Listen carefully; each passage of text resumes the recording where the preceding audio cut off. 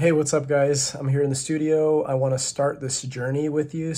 I have decided to move forward and start a practice, and now I want to document this entire process, and I want to share with you all like the way that I make my business decisions, regardless of how it turns out, right? Like, I'm not an expert on building a practice, but I have a vision and I really want to execute on that. It's going to be a very unique and weird kind of business structure that I have in mind, but I think you're going to like it. And I think you can take a lot away from what I'm doing and maybe apply it to your business as well.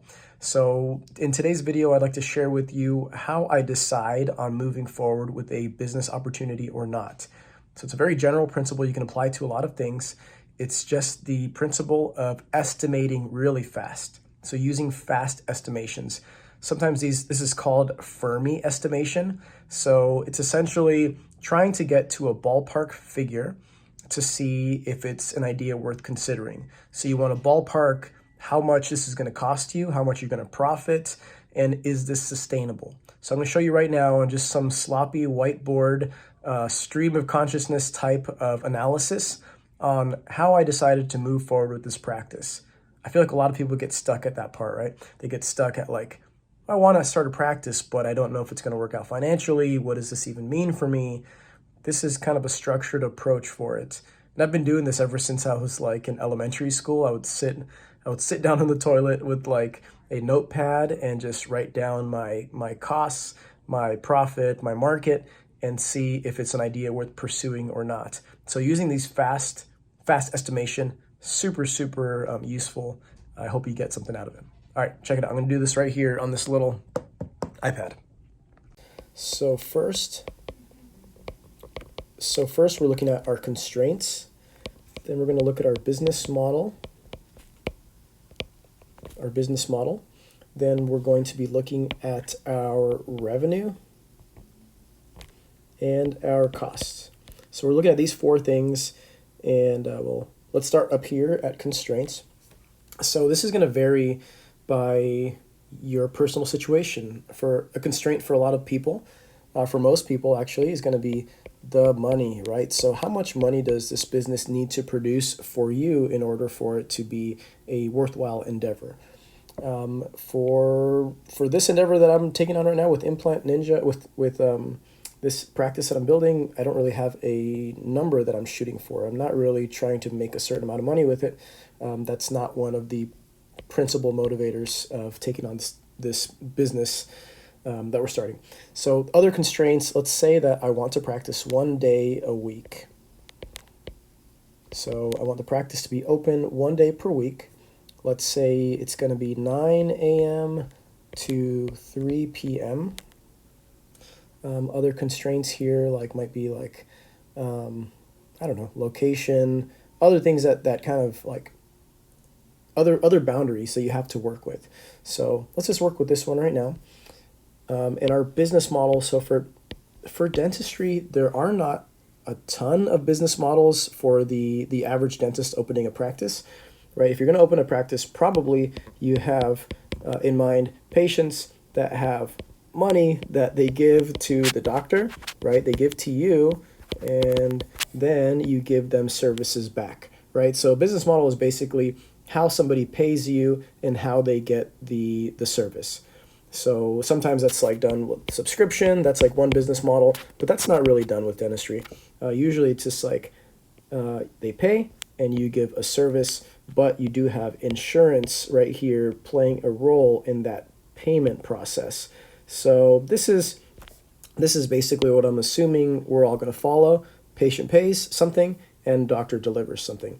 So that's pretty much it for business models, so we don't have to worry about that anymore. So our constraint is, let's say with 1 day a week, how this would play out. Let's see if this is going to work. Oh, another constraint that I have over here is that I really would like to keep it a very minimal practice. So let's say one of my constraints is one employee. So we might hire one person. I'm not really looking on to take on a big responsibility here. I'm trying to take on something that is a little low stress, low work hours, but doing good work. So now let's move on to these revenue and costs. I'm going to clear this out and let's start a new page here. So let's talk about revenue first. So this is a big one. So this is like where it's fun, right? You get to see what your business can produce. So if I'm working 1 day a week, and we're doing 9 to 3 p.m., that is, so let's see, 9, 10, 11, 12, 1, 2, 3. That's 6 hours minus lunch. That's 5 hours productive time. Oh, the other constraint, sorry, I'm going to go back to this. The other constraint is implants only. Oops. The other constraint here is implants only. I actually want to have an implant practice.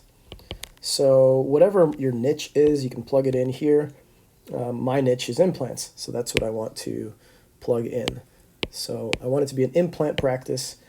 So let's say if I have 5 hours of productive time, let's see, I think it's reasonable to say 1 implant per hour. And this part I do a lot of, it reminds me of stoichiometry back in chemistry. Probably gives you some like nightmares thinking back to that. So say we have takes 1 implant, sorry, you could do 1 implant in 1 hour, and you have 5 hours, cancel out the hours, right? And then you have 5 implants, right? So you can do 5 implants per day. All right, so if your implant is, say it's 5 implants times, say an implant, what's your fee for implants? I'm just going to estimate here $1,500 per implant. That's pretty low fee, I think, but with this niche practice, if I'm only doing implants, simple cases, I'm comfortable charging this. Let's say, so 5 times 1,500. Sorry, I'm not great at math, and especially not when like the pressure's on and I got to record this for you guys. So it's 7,500. I knew that. So $7,500. So we can make $7,500. We can produce that in our day if we see 5 implant patients. 5 implant patients, we charge $1,500. We do that 9 to 3. Cool. That's totally reasonable. So per day. And so so if we want to see how much, obviously per month, I think that is $30,000. So times 4, yep, $30,000. So now we have our upward boundary. We know what is possible, right? We're not going to be mad if like we make 29,000 or 31,000. This is an estimate. So now we know, what are we even getting into, right? If we're going to open a practice, run it 1 day a week for limited hours, we know we can add $30,000 of revenue. But revenue doesn't mean much unless you compare that to your costs. So let's go ahead and start a new page here for costs. Actually, you know what? It's important. I really want to talk about this. I'm just sticking to one. I'm just sticking to one code, right? In a dental office, probably there's like 500 codes, but this part right here, it makes it so complicated. It makes things so complex. There's so much stuff to do, so many costs, so many materials to stock. My experiment is I'm trying to start a practice with one insurance code and really focus on that, right? So that's why this is so simplified. But it can still apply to you because if you pick a niche practice, niche down on it, simplify your codes, and this estimation process will be much easier for you. But still, you can do this estimation process for a general practice as well. I use this estimation process for everything that I do. So anyway, let's go into our costs. When you are looking at your costs, you're looking at fixed and variable. So for your fixed, obviously there's rent.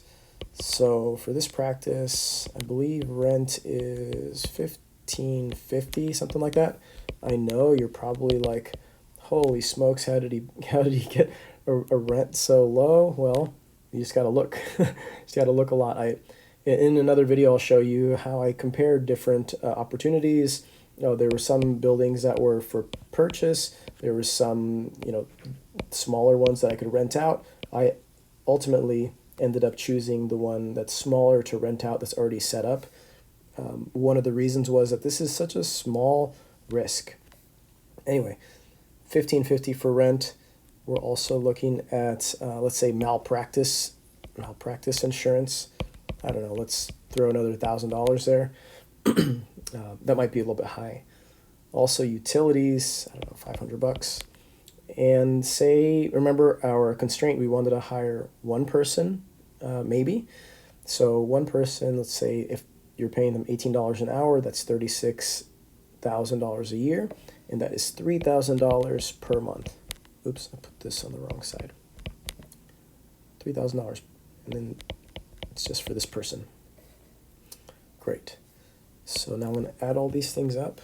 Again, not super awesome with math, so let me just throw this on the calculator. 1,550 plus 1,000 plus 500 plus 3,000.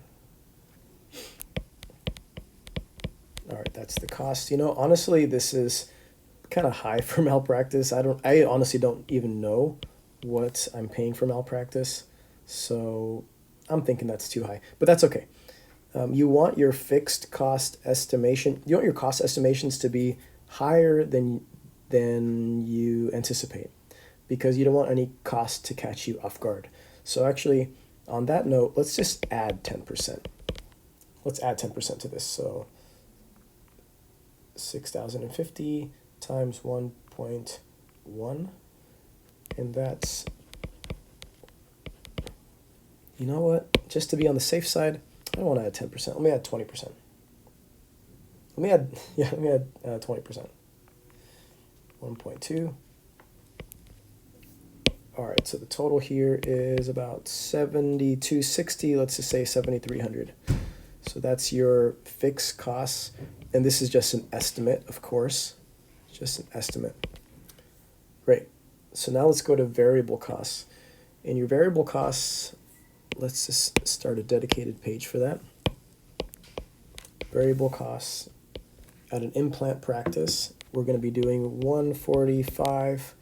So each implant's $145, right? So that's what it costs you per implant, one implant. And remember, we're placing 5 implants per day, and that's going to be, so 5 implants per day times 4, because you're working 4 times a month. That's 20 implants. So 20 implants equals, so these cross out, so 20 times 145. 45 times 20, so it's, is that right? 145 times 20, yep, 2,900. Oops, sorry. So 2,900. What other variable costs do you have? You probably have like drapes, right? Or like surgical drapes, surgical disposables. Drapes. There's like stuff, right? See, the idea here is you're not trying to make a freaking business plan. You're not trying to itemize a million things here, and then you're just going to be like, oh my God, this is the crappiest process, such a headache having a dental practice. See, that's what we're trying to avoid. We're not trying to make you give up before you even analyze this properly. So let's just say there's stuff, okay? So for the extra stuff, let's just factor in an extra $1,000 a month. Sounds reasonable. The reason it sounds reasonable is, I mean, we have very limited time that we're practicing, right? 4 days a month, and it's 9 to 3. I mean, there's not a ton of variable costs there to add. So I'm just saying that for each day we're practicing, we basically have $500 extra that we're spending on something. So let's see. So that's $3,900. All right, so what is it again? So variable equals 3,900, and fixed equals, what was it? I forgot. Let's see. All right, fixed was 7,300. So total cost for this, 7,300 equals 10,200. You know what? Just cause we're going to add 10% times 1.1. So now 11, and that just seems a little low, right? Like whenever your costs are suspiciously low, I'm just going to say I'm probably missing something, plus 20%.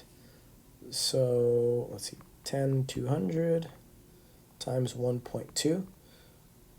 That's 12,240. So this is our fixed plus our variable. All right, so now let's go ahead and do this real quick. All right, so we're bringing in revenue per month of $30,000. That's great, right? Well, it might not seem great to you if you're working at a busy practice right now and you guys are producing like $100,000 a month, but hey, you're only working 1 day a week and it's 9 to 3. I mean, that's freaking remarkable. There you go. And now your costs, your costs are what take you down a notch, right? To make you a little less happy. Just kidding. So 30,000 minus that. Let me do that one more time because I'm pretty bad with calculations sometimes. So that's why I use my calculator and I double check. So anyway, 17,760. Perfect. So this is your take home, right? So you already paid your employee, you already paid your overhead. You obviously have to pay yourself as an employee as well. So this is not all going to your paycheck, right? That's not all for you. You have business expenses, you got taxes, you got like all this stuff. But anyway, you have a good chunk of change to work with. So this is perfect. See, this is how you can tell this is going to be a sustainable business, because after your costs, you're already netting a substantial amount. And this is where usually, so if you go back into the beginning, remember we talked about these constraints right here. This is where, you go back. This is where you go back and look at the constraints here. And remember, people usually go into business because they have these financial needs that they need to meet. Say, they started with the motivation of, oh crap, I need to pay a dental student loan. I need my practice. I need basically a check of $6,000 per month at least, or let's say I need a check of $8,000 per month at least. So that was one of the constraints. And now we've already done some calculations and we see that this will get you that, right? So you're able to cut yourself a check to make those student loan payments and you still have something left over, right? So this is great. This seems like a very viable business model, or a viable business. But now we have to check our assumptions. In this modeling, we are making assumptions. So there's an assumption that you'll be able to get 5 implants placed per week. That's a big assumption, right? How are you going to do that? Most people don't do that, right? This is sort of like a high volume implant practice. So we have to check our assumptions. We're assuming we can get that, but that's a big step to take, to just say like, yep, I'm going to get 5 implant patients. Here we're going to ask how.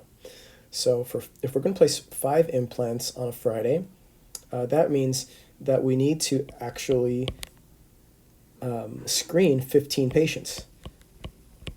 If we screen 15 patients and then 5 of those people accept, that's a 33% case acceptance rate, right? So our assumption is we can get 15 patients per week to screen, and we'll be our case acceptance is 33%. So this is a big assumption right here as well. So that means we have to have 60 patients per month for screening, right? So, and at a 33% a case acceptance rate. So the last thing to calculate here is, can you actually screen 60 patients a month if you're only putting in 1 day per week from 9 to 3. So let's try that out. All right. I hope this is helpful for you guys. This is how I do all my estimations, and it certainly helps me. So let's say we have 9 to 3 workday. Remember, that's 5 hours. So let's say each implant screening. So I know there's implant screenings take a little while. Say they take 40 minutes. Those are not all 40 minutes with the doctor, right? The assistant brings, sorry about that. The assistant brings the patient back, takes x-ray, and talks to them for a while about treatment plan options. This, I think, is a great opportunity, right, for the assistant to discuss with the patient and go over different options. This is missed. I think usually doctors just go in and just spend the whole 40 minutes with them. I think assistants could be trained really well to spend a chunk of time with them explaining. Then the next section right here is when the doctor comes in. So this is doctor time. This right here should not be, okay, in my personal opinion, this should not be more than 15, 20 minutes, right? If you have a very streamlined approach and you know what you're asking, and you know what checklist you have to go over with the patient, you can offer these consultations and even do free consultations, right? This is a great value for the patient, and it's still sustainable for you.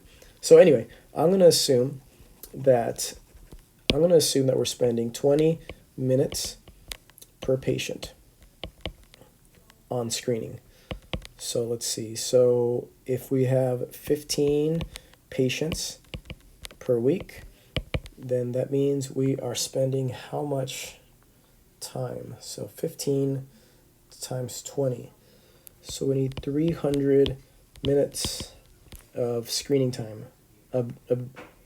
15 minutes of screening time for the patients.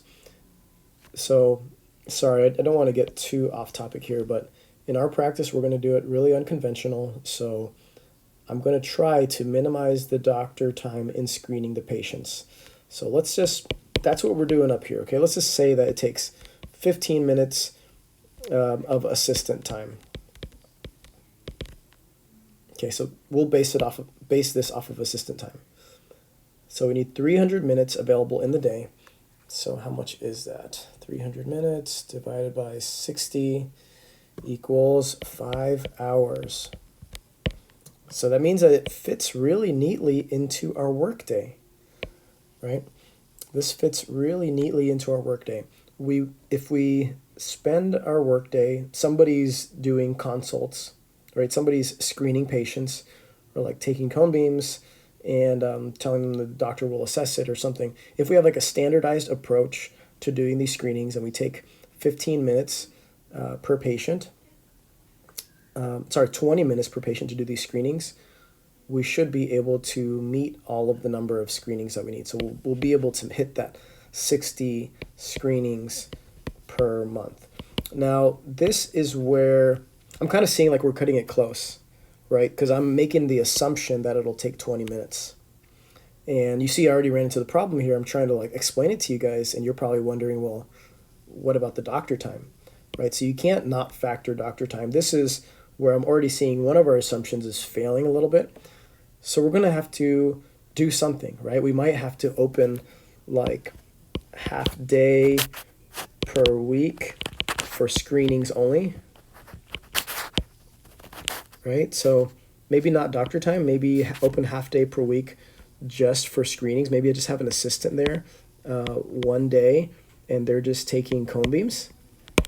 That would work because then I could review the cone beams and very efficiently go through it in a batched approach. I like to batch, so that really helps a ton. So this is an assumption that I'm putting a pin in, and I have to figure out how to do that, right? Because this is going to be a bottleneck in the whole estimation process. But we'll just go ahead and say that we've done the estimation. We can hit a revenue of $30,000 a month. We know that after we subtract our costs, we're still at something like, more than $15,000 in, let's call it, I don't know, profit. It's not profit really, but you have $15,000 left over, and you're still able to make that $8,000 paycheck to yourself, so that way you can actually pay your student loans, and you still got some money left over. Now, the one thing that we have to, or the couple things that we have to address is then how do we get that 33% case acceptance? How do we get that 60 patients even in the door, right? How do you get them? This is a door. How do you get them in the door? That's another big one. And how can you screen everybody in that limited timeline, in that limited time frame? All right, guys, I hope that helps. I just went through everything kind of fast, and I know it applies specifically to me because, I mean, I'm building this practice, but I think you can extrapolate a lot of this to general practices, or even better, if you want to do like another niche practice, a lot of this stuff applies like 100%. So using these estimation processes really helps you decide what business opportunities are worth your while, right? If you have some sort of like requirement, like if you need to make certain loan payments, then you know what you're shooting for and you can estimate this really fast. If you don't, right, if you're just trying to make a reasonable living, well, you can use the same process to see what you need to take home at the end of the day and see if this is a worthwhile endeavor. Not all cases work out like this, right? Not all ideas work out like this. Some ideas, once you do the numbers, you're like, wow, yeah, sure, I'll make 30,000, but I'll be spending 30,000, and this just becomes like a charity case. And so you have to decide, is it worth it for yourself? Everybody's going to be different on how much, I guess, monetary value they're trying to get out of their practice. For me, this is a special one because it's not really about the monetary value. It's more about other things. It's very symbiotic to my other businesses, right? My Implant Ninja Education, it's fantastic because I'll be able to get really high quality video recordings. And with Implant Club, my implant company, it's fantastic too because I'll be able to place my implants very regularly and get really good footage and just keep it going, right? I want to live the life of my customers so that way I know how to improve their lives. So anyway, hope that video helps, and I'll see you guys next time. Bye-bye.